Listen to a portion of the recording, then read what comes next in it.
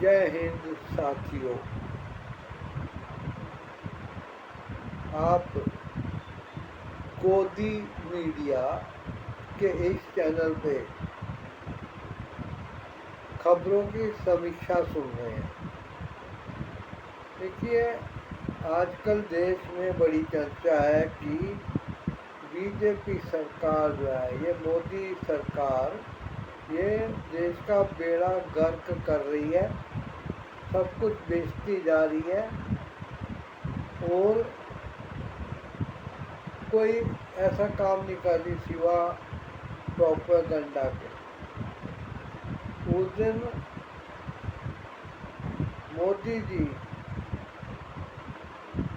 ये जानते हुए कि पंजाब में बीजेपी की सरकार नहीं है, बहुत चिंतित रहते थे और बड़े ध्यान से वो उन दिनों का इंतजार कर रहे थे जब पंजाब में इलेक्शन कमीशन चुनावों की घोषणा करे।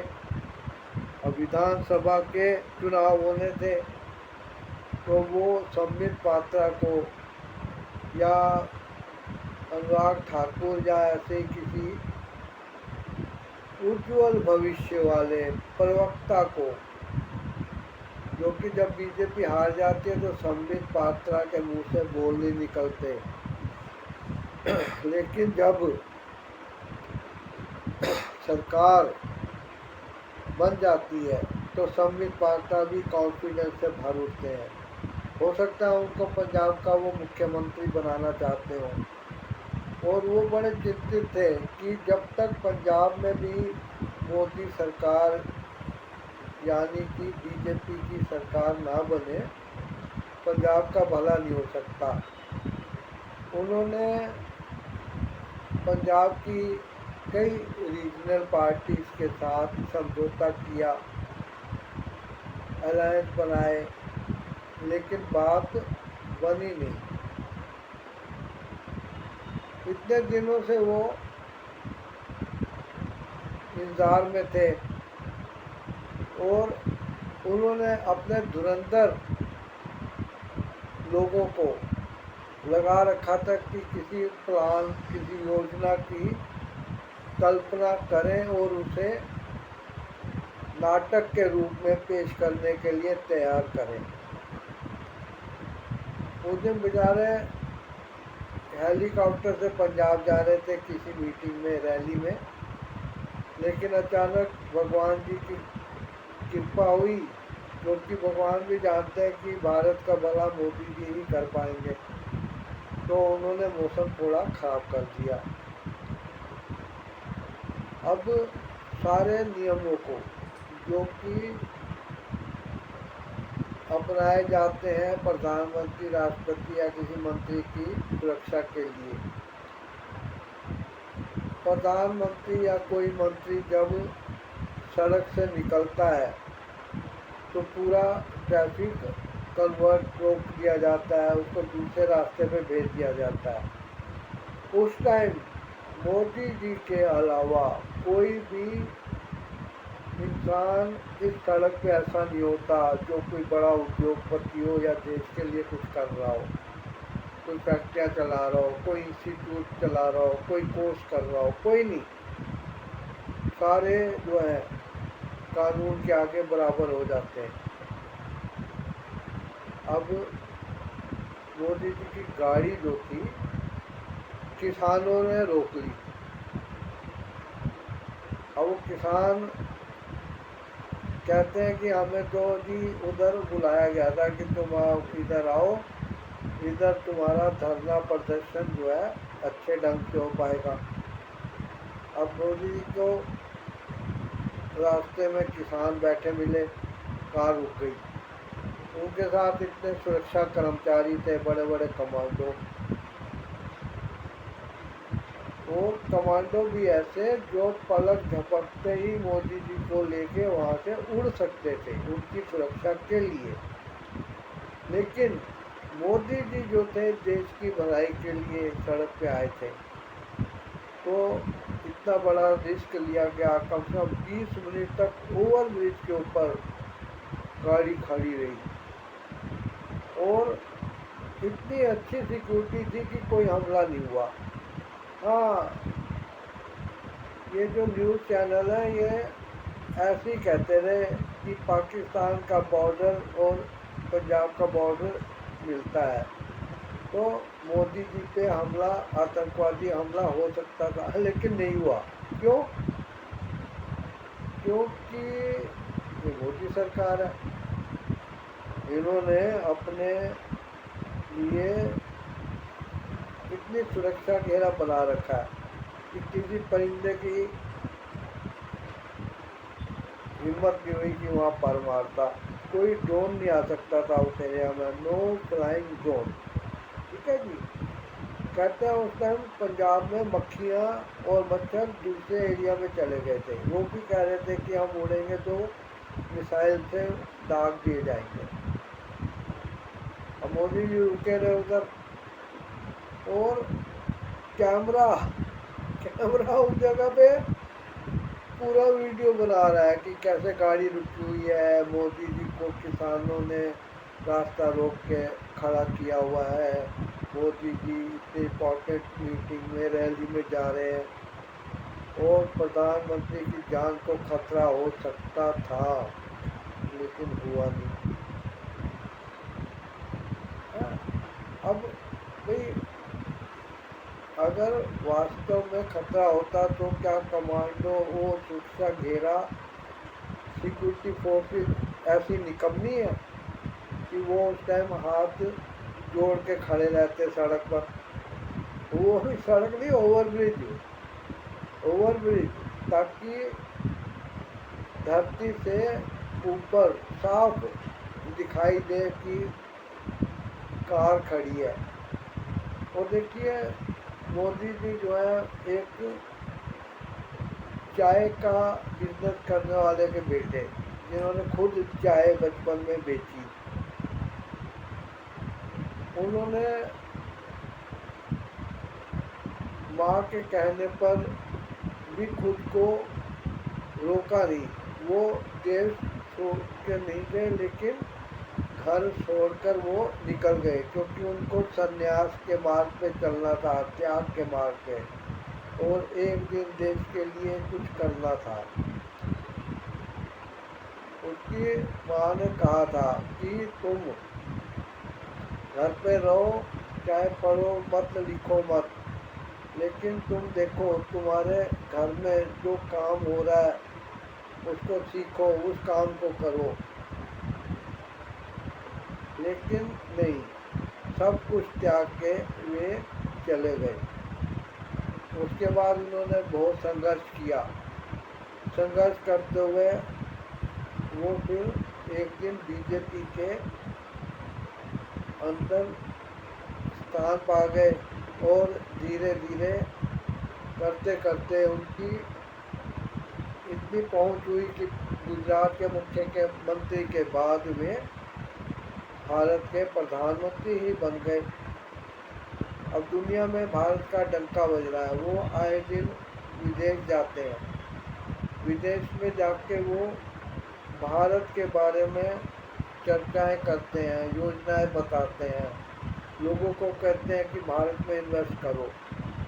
अब जब ज़्यादा इन्वेस्टमेंट बाहर से नहीं आ रहा, तो मोदी जी क्या करते हैं, फंड की, पैसों की बहुत ज़रूरत थी, तो उन्होंने बड़ी बड़ी कंपनियों को, हवाई जहाज कंपनियों को, रेलवे को, MTNL, BSNL, पता नहीं क्या क्या एंटिटी, सब धीरे धीरे निकालना शुरू कर दिया। क्योंकि वो जानते थे, उन्होंने बचपन में देखा था कि शराबी लोग घर के बर्तन गहने बेच के अपने शराब की इच्छा की पूर्ति करते हैं। तो उन्होंने कहा कि चलो शराब के लिए करते हैं, मैं देश के लिए करता हूँ। उन्होंने जो इतनी बड़ी कंपनियां बेची, अब उसके लिए इस देश में किसकी हिम्मत थी जो वो लेते? तो अंबानी और अडानी, जिनको कि मोदी जी शायद उन दिनों से जानते थे जब अंबानी के पिताजी अनिल मुकेश अंबानी के पिताजी जो है धीरू भाई अंबानी कबाड़ी का काम करते थे, पेट्रोल पंप पे काम करते थे। तो इनकी आपस में बहुत बनी हुई है, पारिवारिक रिश्ता है। अब इन्होंने अंबानी और अडानी को बनाया कि भाई तुम ऐसे करो कि तुम इन कंपनियों को, इन चीज़ों को खरीदो। अंबानी ने कहा कि भैया मैं एक टेलीफोन कंपनी, इंटरनेट कंपनी खोलना चाहता हूँ। तो उन्होंने कहा खोलो। अब पैसे थे जियो के आने पर, बाकी सारी कंपनियों का भट्टा बैठ गया। उन लोगों के एम्प्लॉय जो थे, जो कि निकम्मे थे, काम नहीं करना जानते थे, वो जियो के सस्ते प्लान के चक्कर में धराशायी हो गए। जब दुश्मन सामने नहीं रहा तब अंबानी ने अंगड़ाई ली और अब उसने कहा कि जो पिछली कसर थी निकालूंगा। अब आइडिया, एयरटेल या कोई भी दूसरा जब कुछ रेट बढ़ाता है तो जियो भी उसके मुकाबले में बढ़ाता है। ठीक है ना, पैसा पैसे को खींचता है। अब इतनी रैलियां होती हैं और तो और जब चुनाव होते हैं तो देखा नहीं है, हर राजनीतिक पार्टी के लोग भाग भाग के बीजेपी में जाते हैं। पर्दे के पीछे सौदेबाजी होती है या मनाया जाता है एक दूसरे को। अब ये खर्चा कहाँ से निकलेगा? अब पेट्रोल जो था उसको जीएसटी के बाहर रखा गया। जीएसटी इसलिए लाई कि इससे टैक्स कलेक्शन ईमानदारी से होगा, पारदर्शी होगा और जो पैसा इकट्ठा होगा देश के काम आएगा। भाई बीजेपी तो देश चला रही है, देश चलाने के लिए बीजेपी को पैसा चाहिए नहीं चाहिए? अब तब और कब, इसको मत सोचो। विधायकों को करोड़ों रुपए दिया जाता है, ऐसे सुनने में आया। ये गोदी मीडिया से भी खबरें आती रहती हैं कि ये हो गया, वो हो गया, ऐसे कर दिया, वैसे कर दिया। अब सिर्फ सब्सिडी देखो ना, सब्सिडी जो है वो एक बोझ थी बेशरम। सुधीर चौधरी कह रहा था फ्री की नौकरियां और पेंशन पाने के लिए लोग उतावले हैं, मेहनत नहीं करना चाहते। यह उसने मोदी जी से सीखा है। अब सब्सिडी देंगे तो लोगों को काम करने की इच्छा नहीं होगी। तो और जो सीनियर सिटीजन रेलवे में सस्ते टिकट पे रेल यात्रा करते थे, पूरी यात्रा में वो दूसरे पैसेंजर से आंखें नहीं मिला पाते थे, क्योंकि उनको लगता था कि ये लोग सोच रहे होंगे कि ये सरकारी पैसे से सफ़र कर रहा है। अब जबकि उनकी सब्सिडी बंद कर दी है, क्योंकि अब और चुनावों के लिए पैसा चाहिए, देश की सुरक्षा नीतियाँ बनानी है, देश को आगे तक ले जाना है। तो अब सब्सिडी का पैसा जो है वो सरकार इन सुधारों पे काम करेगी। अब बंगाल के भी तो चुनाव जीतने हैं और कहाँ के जीतने हैं, कृपा करके आप कमेंट बॉक्स में बताने की कोशिश कीजिएगा। अब छुरे कांटी, कांटे जो है, कांटे, छुरियाँ, चाकू इत्यादि इत्यादि, पनीर, दूध, इसकी देश में कितनी कमी है।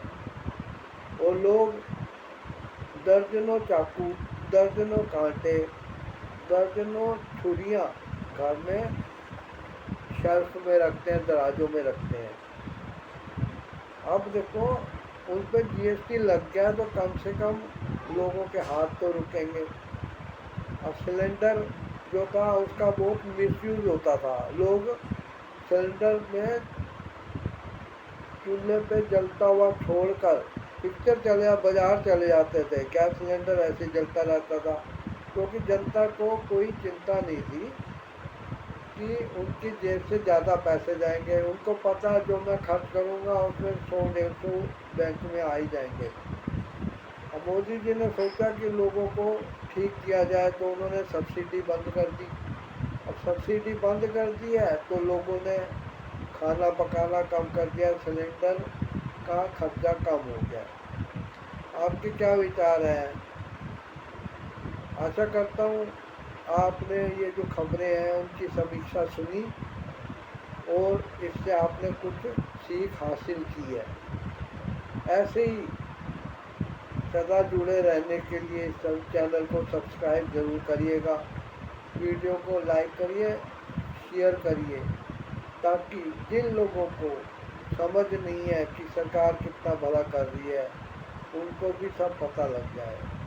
मिलेंगे अगले वीडियो में। आपका बहुत बहुत धन्यवाद। अब जब भी चुनाव आएंगे बीजेपी को ज़रूर वोट दीजिएगा।